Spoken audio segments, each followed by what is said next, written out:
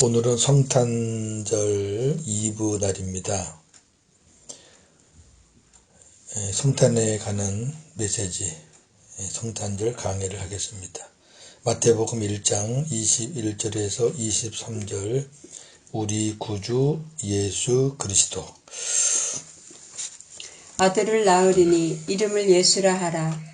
이는 그가 자기 백성을 그들의 죄에서 구원할 자이심이라 하니라.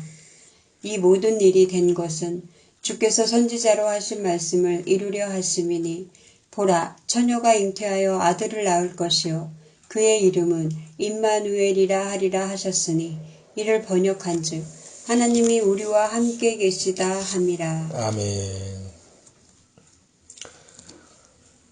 코로나 시대가 1년이 다 된 가운데 많은 교회에서 어려움을 토로하고 있습니다. 대면과 비대면을 반복하면서 혼란스럽기까지 합니다. 눈에 보이는 현상은 이렇지만 눈에 보이지 않는 영적 세계를 보면 이 모든 일의 배후에 어두움의 권세가 자리 잡고 있다는 것을 알 수 있습니다. 이러한 어려움이 지금만 있는 것인가요? 어느 시대든 어려움은 항상 있었습니다. 어려움 중에서 가장 큰 어려움은 나라를 잃어 자유를 빼앗긴 어려움이 아니겠습니까? 우리나라도 일제 36년 역사가 있습니다. 예수님 당시의 상황이 그랬습니다. 이스라엘은 오래전부터 로마의 통치를 받고 있었습니다. 따라서 이스라엘 백성들은 하나님이 보내셔서 자유를 안겨줄 메시아를 흠모하고 있었습니다. 때가 되자 기다리던 메시아 그리스도가 유다 땅 다윗의 동네에서 탄생하셨습니다. 메시아는 히브리어, 그리스도는 헬라어입니다. 그 뜻은 기름 부음을 받아 보내심을 입은 자, 이런 뜻입니다. 구주란 뜻도 있고요. 예수님의 탄생. 예수님의 탄생을 천사를 통해 마리아에게 알리시는 하나님. 누가복음 1장 26절에서 33절.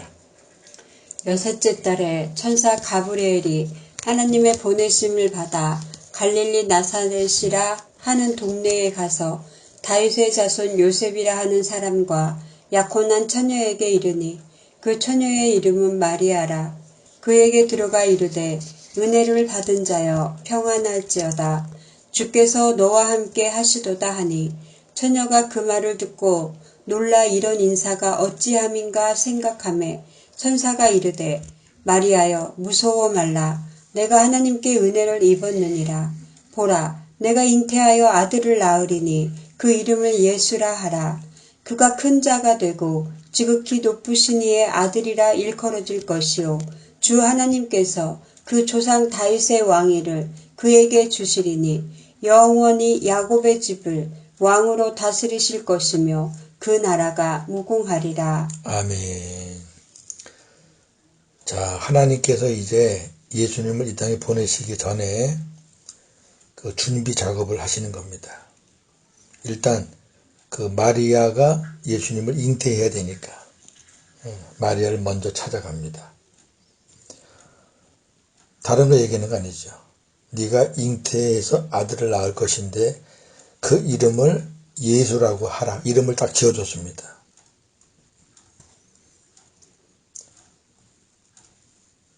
(33절에) 그 조상 다윗의 왕위를 그에게 주시리니 영원히 야곱의 집을 왕으로 다스릴 것이라. 그 나라가 무궁하리라. 이 말씀은 하나님이 사무엘하 7장에서 다윗에게 약속한 내용입니다.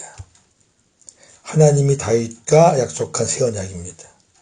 그것이 지금 이제 때가 돼서 이루어지는 겁니다.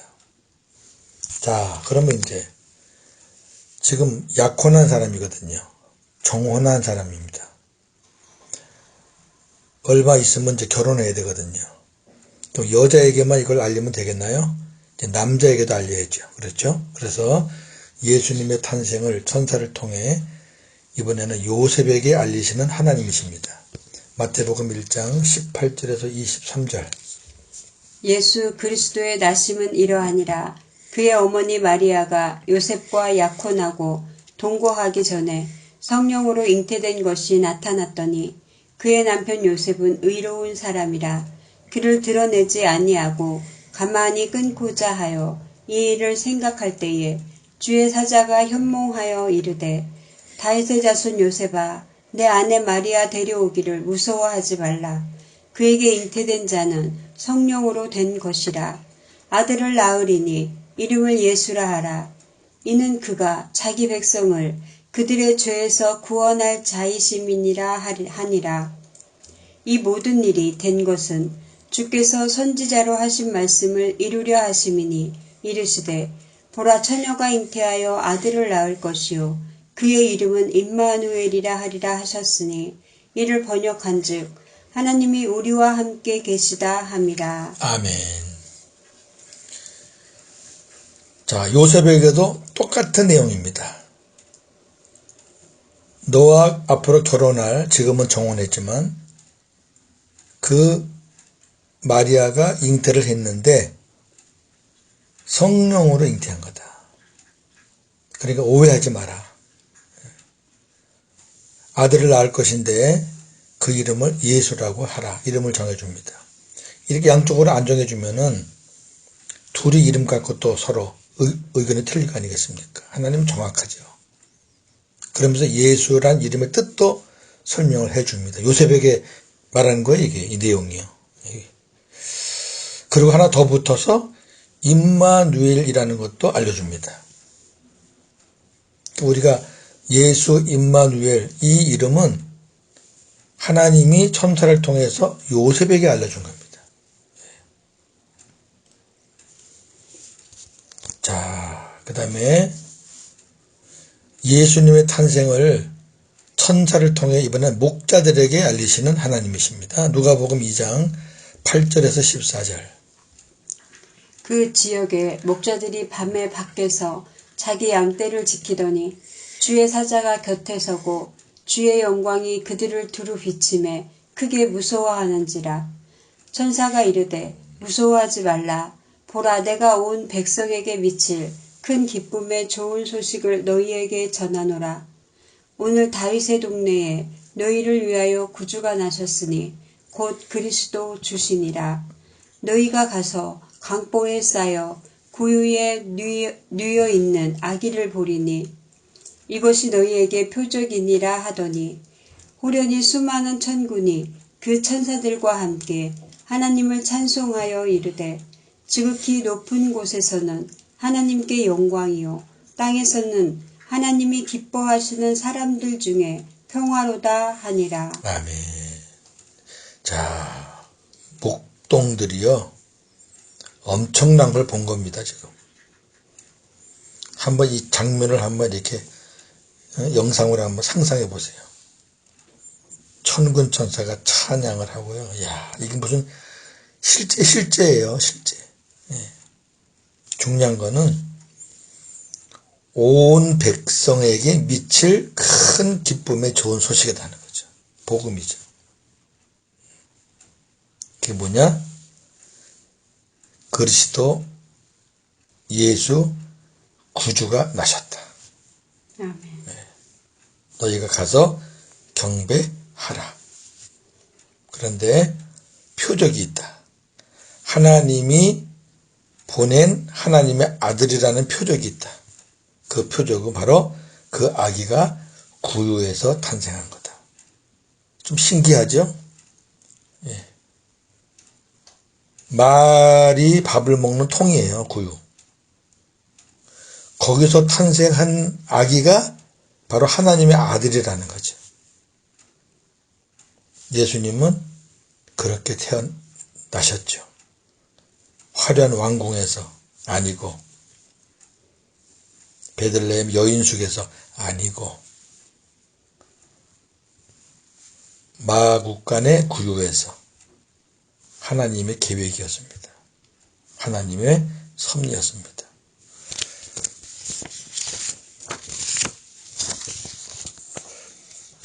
그 다음에 이번에 주제는 메시아 예수님을 기다린 자들이 있습니다. 우선 시므온을 보겠습니다. 시므온 누가복음 2장 25절에서 35절. 예루살렘에 시므온이라 하는 사람이 있으니 이 사람은 의롭고 경건하여 이스라엘의 위로를 기다리는 자라. 성령이 그 위에 계시더라. 그가 주의 그리스도를 보기 전에는 죽지 아니하리라 하는 성령의 지시를 받았더니 성령의 감동으로 성전에 들어가매 마침 부모가 율법의 관례대로 행하고자 하여 그 아기 예수를 데리고 오는지라. 시므온이 아기를 안고 하나님을 찬송하여 이르되 주제여 이제는 말씀하신 대로 종을 평안히 놓아주시는도다. 내 눈이 주의 구원을 보았사오니 이는 만민 앞에 예비하신 것이요 이방을 비추는 빛이요 주의 백성 이스라엘의 영광이니이다 하니 그의 부모가 그에 대한 말들을 놀랍게 여기더라. 시므온이 그들에게 축복하고 그의 어머니 마리아에게 말하여 이르되 보라 이는 이스라엘 중 많은 사람을 패하거나 흥하게 하며 비방을 받는 표적이 되기 위하여 세움을 받았고 또 칼이 내 마음을 찌르듯 하리니 이는 여러 사람의 마음의 생각을 드러내려 함이니라 하더라. 아멘. 자, 이 시므온은 예수님이 오시기 전부터 오랫동안 이 메시아 탄생을 기다리는 사람입니다. 이스라엘의 위로를 기다린다는 것은 이스라엘을 구원할 메시아를 기다린다는 거죠. 왜? 위로자는 예수님이시니까. 성령이 그 위에 계시더라. 항상 성령이 함께 했어요. 아직 성령이 사람 마음 안에 들어오는 시기가 아니기 때문에 그 위에 계시더라. 그 당시에는 최고의 복입니다. 자, 이분이 하나님이 뭐라 그랬냐면은 네가 그리스도를 보기 전에는 죽지 않는다 그랬어요. 근데 반드시 시므온은 예수님을 보고 이제 죽을 거예요. 그런 차에 성령의 감동으로 이 시므온이 성전에 들어가니까 마침 예수님의 부모가 그 성전에 온 거예요. 뭘 행하려고? 율법의 관례대로 할례를 행하려고. 그럼 태어난 지 며칠이에요? 8일째 되는 날입니다. 너무너무 좋아하는 거죠. 시므온이 그 아기를 안고 8일 된 아기를 안고 하나님을 찬송합니다. 여기 보시면은 첫 번째는 내가 이제 평안히 죽을 수 있게 되었습니다. 그 얘기죠. 두 번째, 내가 지금 내 눈으로 주의 구원을 보고 있습니다. 성령에 사로잡힌 사람이에요. 자기 소리가 아니죠. 그 다음에 만민 앞에 예비하신 사건입니다. 그 다음에 이방을 비추는 빛이십니다. 그 다음에 주의 백성 이스라엘의 영광이십니다. 이야, 다 있죠. 복음이죠. 예수님에 대해서 이렇게 정확해요. 부모가 깜짝 놀래요. 시므온이 그 부모를 축복합니다. 요셉과 마리아를 축복합니다. 그러면서 특별히 마리아에게 이렇게 말합니다. 이게 중요합니다. 이는 이스라엘 중 많은 사람을 패하거나 흥하게 하며 비방을 받는 표적이 되기 위하여 세움을 받았다. 사람을 살리고 죽이는 하나님의 아들이다 그 말이죠. 세상을 다 뒤바꿔 놓는 거죠. 흥했던 사람들을 다 화를 받게 만들고 눌렸던 사람들에게 자유와 기쁨을 주는 완전히 뒤집는 일을 하신다 그 말이에요. 그 다음에 또 칼이 네 마음, 여기 네는 마리아입니다. 칼이 마리아 너의 마음을 찌르듯 하리니 이는 여러 사람의 마음의 생각을 드러내려 함이니라. 왜 찌르냐면은 예수님의 고난, 십자가 그런 거 보는 그 엄마 마음이 얼마나 아프겠습니까? 이런 내용을 볼 때에 요셉은 예수님의 십자가를 보지 못하고 일찍 죽었다고 보는 거죠.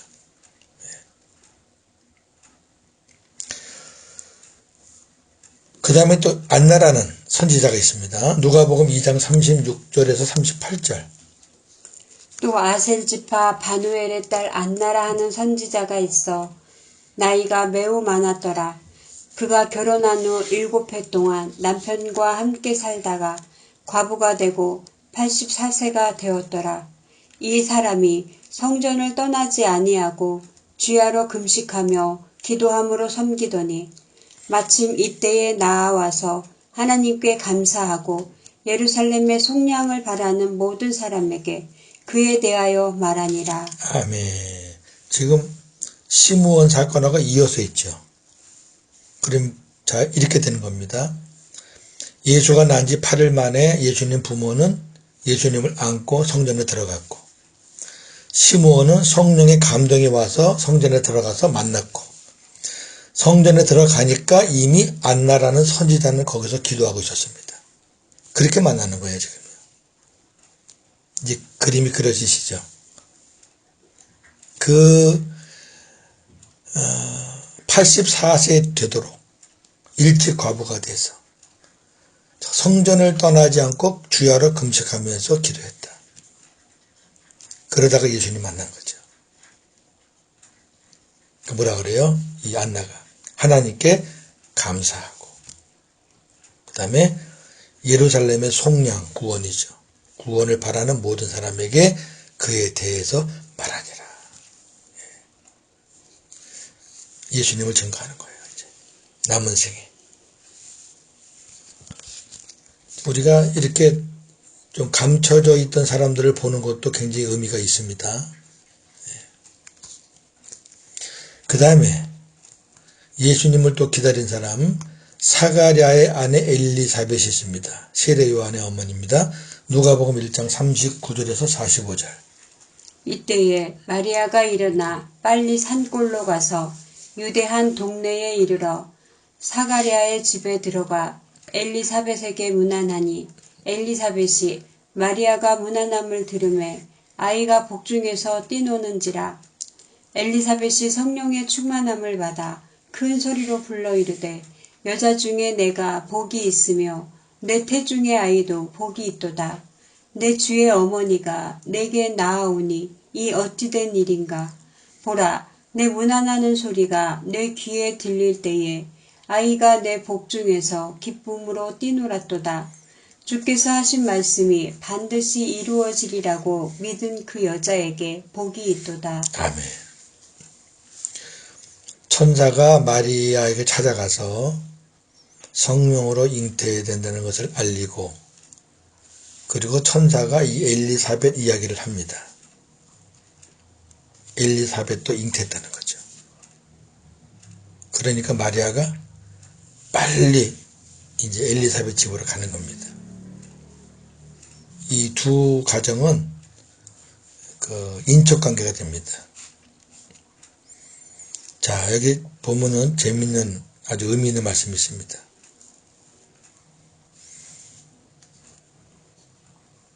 엘리사벳이 이미 6개월 전에 임신을 했어요. 그러니까 엘리사벳 안에 있는 아이가 형이에요. 그런데 내용이 좀 묘합니다. 엘리사벳이 성령의 충만함을 받고 말하는 겁니다. 뭐라 그러냐면은 여자 중에 네가 복이 있다. 네 태중의 아이도 복이 있다. 그러니까 마리아도 복이 있고 예수도 복이 있다 그 말이죠. 그러면서 내 주의 어머니가 내게 나온다래요. 내 주. 그러니까 내 주의 어머니는 마리아를 말하는 거죠. 내 주는 예수님을 말하는 거죠. 그러니까 마리아 뱃속에 있는 예수를 이 엘리사벳은 내 주라고 고백하는 겁니다. 이 성령으로 지금 하는 거죠. 그러니까 벌써 예수님을 태어나기도 전에 그 예수님에게 내 주라고 고백한 첫 번째 여인이 엘리사벳입니다. 네. 참 오묘합니다. 그랬더니 내 주의 어머니가 온다는 말을 하니까 엘리사벳 안에 있는 세례 요한이 막 기뻐서 뜁니다. 결국 그 세례 요한이 6개월 먼저 이 세상에 나와서 예수님의 길을 닦고 예수님이 등장하시니까 그 다음에 하나님이 불러가셨잖아요. 여기서부터 시작이 되는 겁니다.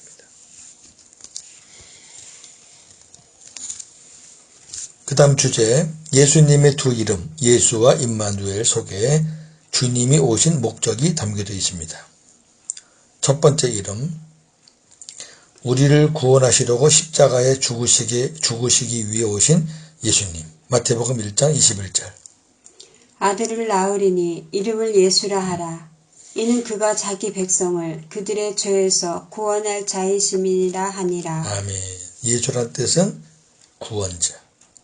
조금 더 자세하게 자기 백성을 죄에서 구원할 자, 구원자예요. 그 예수라고 하라고 된 얘기는 네가 낳을 아들이 너희를 구원할 자다. 그런 얘기죠. 그걸 구원하기 위해서는 죽어야죠. 피가 아니면 죄사함이 없잖아요. 그러니까 죄에서 구원하려면 반드시 피를 흘려야 되는 겁니다. 그러니까 죽기 위해서 왔다 그 말이에요. 그게 첫 번째 이름이에요. 두 번째 이름. 장차 우리 안에서 새 언약의 중보자로 영원히 함께 하시기 위해서 오신 예수님. 두 번째 오신 예수님은 우리와 영원히 함께 하시기 위해서 임마누엘로 오시는 예수님입니다. 마태복음 1장 23절. 보라, 처녀가 잉태하여 아들을 낳을 것이요 그의 이름은 임마누엘이라 하리라 하셨으니 이를 번역한즉 하나님이 우리와 함께 계시다 함이라. 아멘. 이사야에 있는 말씀이죠. 네.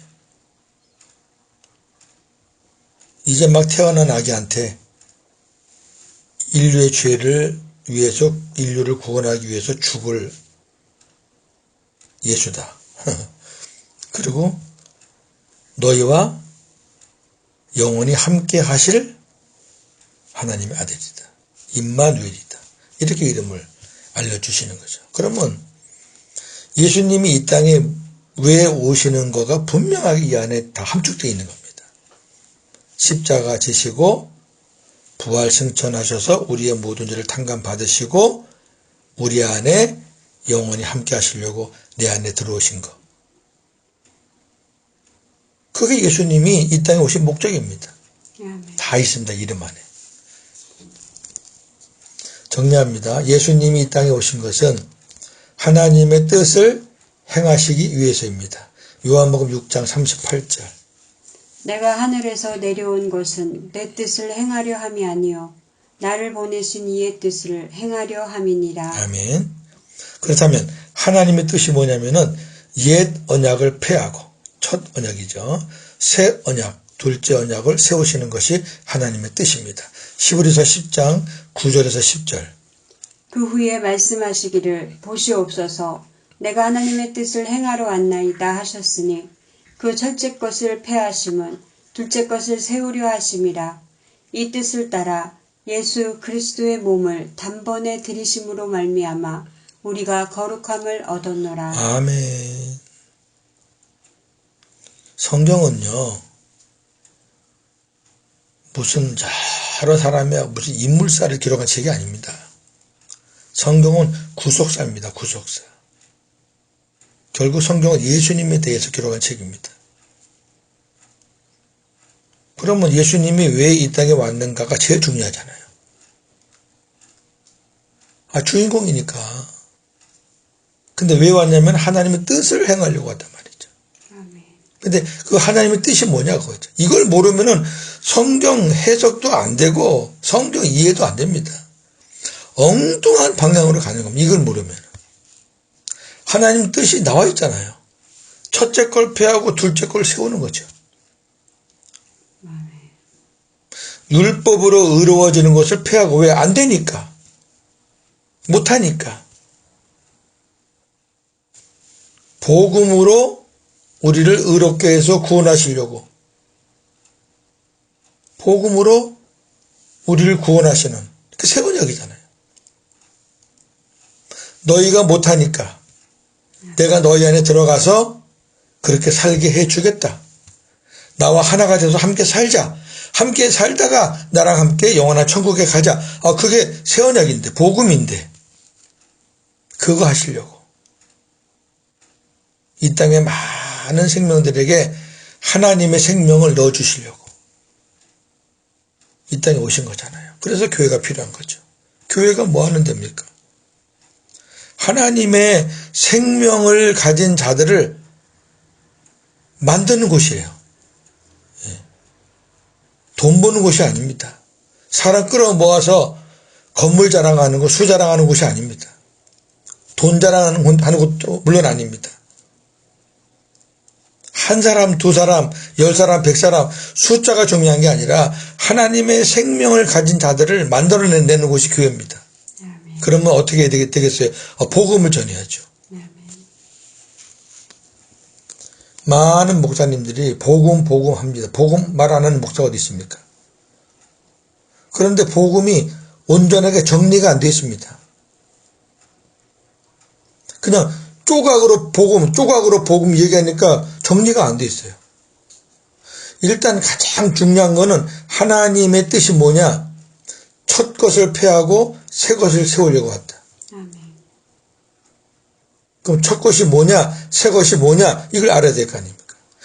예수님이 내 안에 들어오셔서 나와 함께 사는 것이 새 언약입니다. 할렐루야. 아멘.